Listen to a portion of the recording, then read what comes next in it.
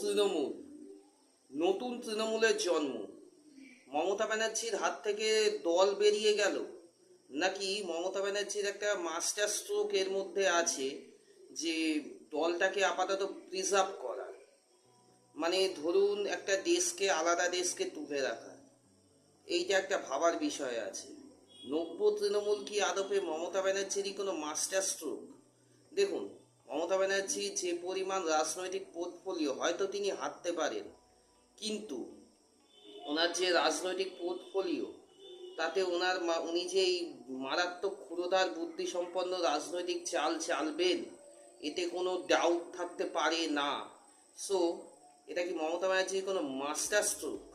আপনাদের কাছে প্রশ্নটা রেখে গেলাম, যে একবার ভেবে দেখবেন যে এই যে তৃণমূলে যে ভাঙন বলে মিডিয়াতে চলছে, এটা কি দলটাকে আলাদা করে দেশকে তুলে রাখা, যাতে মানে বিজেপি এই মুহূর্তে তাদের ওপর কোনো রকম আইনি স্টেপ নেবে না, কোনো রকম করবে না, কারণ তারা ভাবেছে, তারা মানে বিজেপিকে এইটা দেখানো যে তারা তৃণমূলের সঙ্গে যুক্ত নয়।